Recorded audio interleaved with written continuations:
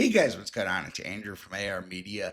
In tonight's video, I just wanted to do a little bit of discussion on what has changed since I left YouTube in the 4K landscape, in the physical media landscape.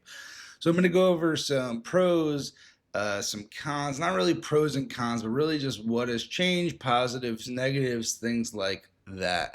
So let's start out with the positives. And the positives is going to be a ton more selection on 4K. There's so many more releases with catalog releases, new releases, and that's even with physical media no longer being sold in stores for the most part, besides Walmart and Barnes and Noble. We still see most releases in 4K that you can order online, way more than we did see back in the day. So that's something that's definitely greatly improved. Another thing that's greatly improved is the overall packaging. So back when I was reviewing a few years ago, we didn't have boutique labels putting out 4K. So Vinegar Syndrome, Arrow, none of those were putting out 4K. So you weren't getting those awesome box sets. And some companies like Second Sight didn't even exist yet. A lot of companies like Umbrella was, I believe, just starting when I was around. And like I said, these were Blu-ray only, non 4K. So the packaging has gotten a lot better. The boutique label selection has gotten a lot better, and just the overall unique selection of titles has definitely gotten a lot better. Also, the transfers have gotten a lot better. Mostly everything now is shot in 4K. The 2K upscales are mostly just catalog releases. Anything new is mostly shot in 4K. And personally, I went from somebody who a few years ago didn't love things shot on film to now preferring things shot on film. I love when things are shot on film. I don't know why. I love that look. I don't really see the grain anymore like I did before. I just see it as a texture. I see it give characteristic to a movie. I see it differentiate a movie from something like a TV show, and I really prefer it now. But that's something different for at least me. I know that's not the general public. I know I can't say that changed in the landscape, but for me, I do prefer film. And now I want to get, another positive I need to hit on is Dolby Vision. So, Dolby Vision was a thing that was amazing, but it was very rarely on discs. It would be a really, really special treat if it was on a disc, but in the beginning, for the first few years, one of the only discs was Power Rangers and Despicable Me for a while, and it was not a widespread thing. HDR10 was on every single disc. Dolby Vision you cannot count on. Well, right now, I would say 90% or even 95% of all physical media hitting the market has Dolby Vision, which is a huge upgrade, huge improvement from when I was doing things back in 2017. Now I want to go on to the kind of negatives or just things I'm confused about, and that's the players. So when I was reviewing, I had the Oppo 203, same as I have now. I also have a Panasonic UB820, and those are still the top of the market players, except you can't get the Oppo anymore because Oppo shut down. The UB820, the UB9000, the Magnetar, I'm just so surprised that there's no player that advanced, or Panasonic didn't release a new model, or Sony didn't release a new model, or there just wasn't more widespread Dolby Vision acceptance on the player front. Because every disc has it now, but all the players are still, you either have to like change it manually on the Sony. The Panasonic does it great, but it's quite expensive. The Oppo you can't get anymore. So that's what really confused me. As I came back, I was going to do a player guide. That was going to be my thing. And there's no guide to really be had. It's the same guide I have from 2018, the last one I did. The UB820 still reigns supreme. That HD optimizer on it's fantastic. The upscaling is honestly better than the Oppo when it comes to Blu-ray discs. And yeah, that was the one real, not negative per se, but just confusion on where the advancement, why? Why aren't we advancing? The UBA 20 is great, but it's not a perfect player. Uh, it's still kind of plasticky build.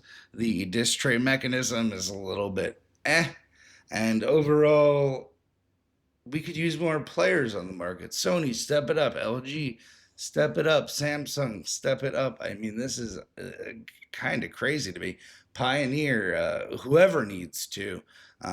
But just to have so few players on the market and really to only have like one or two good ones that could play Dolby Vision discs blew my mind coming back to making videos because obviously I was following the releases and picking up releases in my time off from YouTube, but I wasn't really keeping up with the players because I just had no reason to.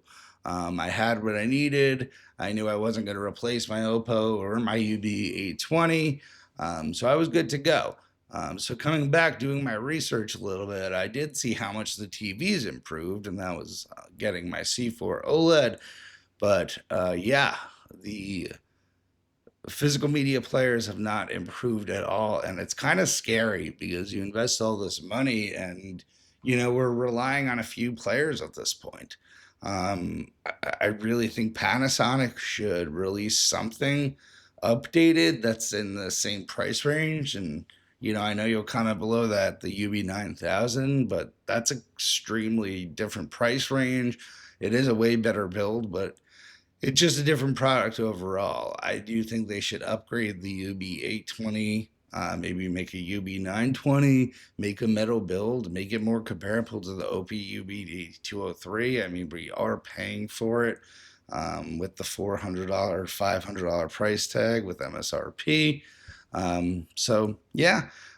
Just wanted to do a little discussion today because so many things have changed. When I'm watching a movie, I don't really have to worry anymore about the transfer.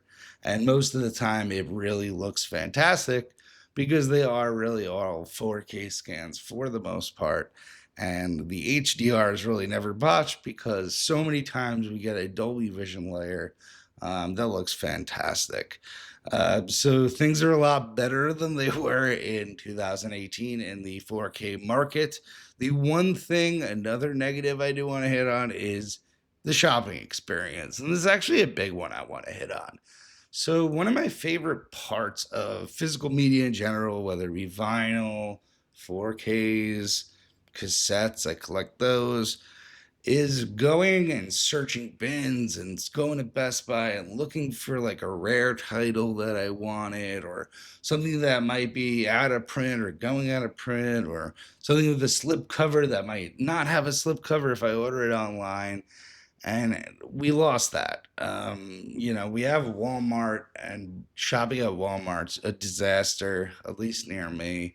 Everything's kind of just broken into and just all over the place, and nothing's organized. Don't get me wrong, I purchase my things there when I can find them on release date, but it's nothing like going to a Best Buy in 2017 or 2018, and nothing will really replace that. I think that that's really what's missing.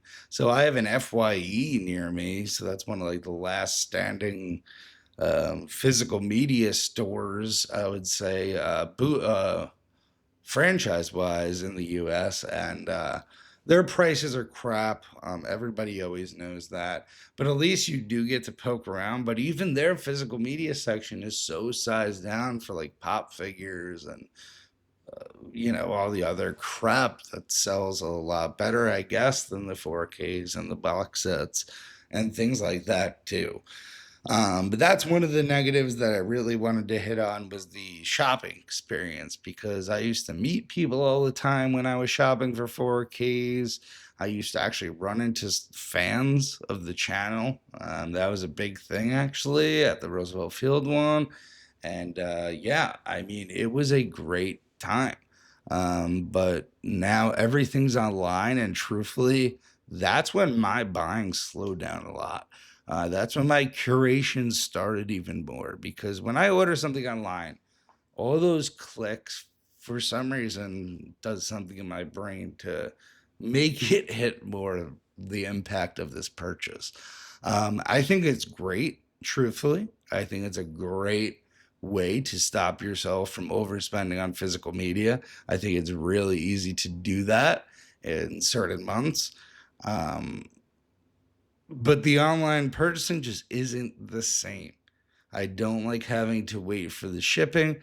I don't like waiting to see if the slipcover is going to come in decent condition or the box that's going to come in a decent condition.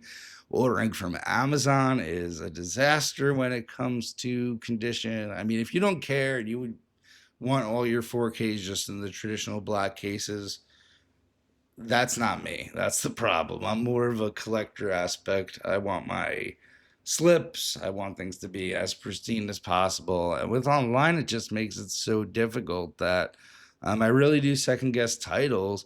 And also, another thing with online that makes me second guess is the shipping, because adding $5, to each title, and yeah, there's a lot of websites that offer free shipping over X amount, or oh, order a bunch at a time to get free shipping. And I do, but again, in that initial purchase, the impulse purchase, they lose you because all those clicks, at least for me, makes me second guess it. And a lot of times I'll wait and say, oh, I could wait for a sale. I could wait to pick that up. And a lot of times it pays off because it drops, 25% in a month or so, or 2 months or so on Amazon or on another website. And my chances of getting a good condition slipcover are pretty much the same. Um, yeah, so that's the one thing I do miss. And again, I want to know your thoughts on the players down below. Obviously, you guys are going to love everything else. All the positives are fantastic. But I do want to hear your thoughts on like the negatives or like the downsides of the last few years and why we aren't seeing advancement. And should we be stocking up on UB820s?